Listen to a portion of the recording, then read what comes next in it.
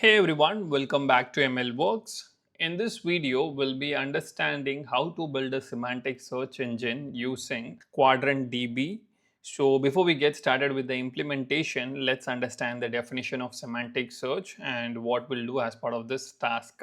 So semantic search is an advanced information retrieval technique where we try to understand the intent and the context behind user query instead of just matching the exact keywords.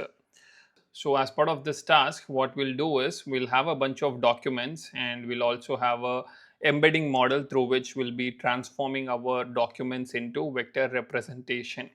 So once we get the vector representation, then we'll be sending that vector to Qdrant DB, and then we'll have a search query which will be encoded by the embedding model and we'll get our vector.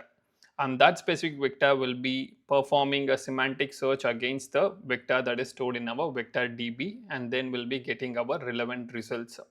So once we get the relevant results as well, we want to narrow down on the search results. So what we do is we can either perform re-ranking or we can also do filtering with the help of metadata. So we'll be seeing that as part of this video. So coming to the implementation aspect, so first you have to install all these packages here.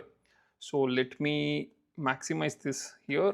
Yeah, so let me bring it down. Okay, so first we have to install sentence transformer, which contains our embedding model, and then we have Qdrant client through which we'll be creating the database for vector store. So let me install these two. So it is already installed, I guess. So once you have installed that, then we have to import models Qdrant client for creating the client, and then we have our sentence transformer through which we'll be downloading the embedding model. Let me run this here. So we'll be using this specific LLM from sentence transformer because it provides a good balance between speed and embedding quality. So let me create an encoder here with the help of sentence transformer and all mini LM L6 v2. So let me run this. So this will be transforming your text into a vector. So I have already downloaded this model, so it should not take much time. So 8.8 seconds. Now comes our data set. So here we have a bunch of science fiction books and it contains a bunch of details. So first we have name of the book and what is the description, and then we have author and year. So we'll be using certain details from this specific section to filter the records such that we can reduce down our search space. So we have around 13 records here. So if I just go here, this is the first book, and similarly we can look in between as well. So we can see all the details here. So this is the documents that we have, or this is the collection of documents that we have. So let me run this. Next, we have to create a Qdrant client which will be creating our vector database and it will be storing data locally. Let me run this here. So once this is created, then we have to create a collection with the help of the client.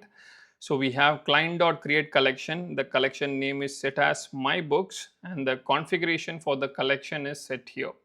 So we want to create a vector embedding of size as shown here. So the embedding size will be depending on the model that we use. So if you see here, encoder.get sentence embedding dimension. So in this case, it will be 384. And the distance that we'll be using for measuring the distance between query vector and vector that is present in the vector database is cosine similarity. So we'll be using this for understanding the similarity between two vectors.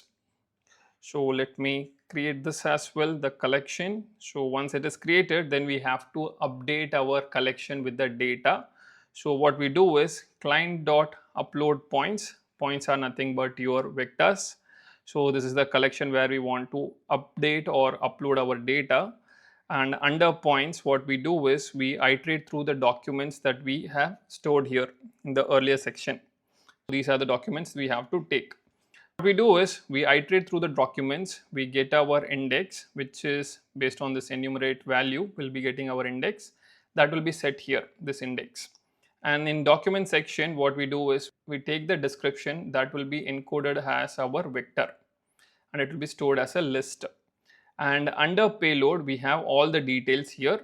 So it will be containing all the information like name, author, year, and all those details will be present as part of payload. So this is how we want to upload our document has vectors into the vector DB. So once it is created, let me run this. So we have updated our data into our vector DB now. Now we can go ahead and ask some questions to the vector DB. So here what we do is we take client.query points, and this is the collection we want to look into, and this is the questions that we have: alien invasion, and we want to limit the search results to 3, and we want to pull the points here. And finally what we do here is we print the results here by taking the hit.payload, which will contain all the details and what is the hit score. So let me run this. So this is our hit.payload, and at the end we have the score here, hit score. So for alien invasion we have around hit score of 0.57 for 1898, and the book name is War of the Worlds. And then comes our Hitchhiker's Guide to Galaxy, which is 1979, which is 0.50. Then we have 0.45 for 3-body problem. So here if you look at the specific section under description, you can see that Martian invasion of Earth throws humanity into chaos, which basically means a kind of alien invasion. And then comes this specific section where we have comedic science fiction series following the misadventures of an unwitting man and his alien friend. Okay, there is some relevancy here as well. So here what we have seen is we limited the search result to 3 embeddings. Now we can further narrow down the query by setting the filter. So here what we do is clients.query points, and we again set the collection name, which is my books, and this is the user query. Again we encode that and take it as part of our query. And then as query filter, what we do here is we say that we want to look into this specific field, which is year. This is the metadata of our data set, and here we want to see that it should be greater than equal to 2000. So once we set the specific filter and we set the limit as 1, we want to retrieve only 1 data point after the match, and it should follow this specific condition as well. So what we do is, now let me run this again, and here you will see that under this specific condition, which is greater than 2000, we have 2008. This is the book, which is 3-body problem, and it also talks about humans encounter an alien civilization that lives in a dying system. So this is how you want to narrow down the search results with the help of filter.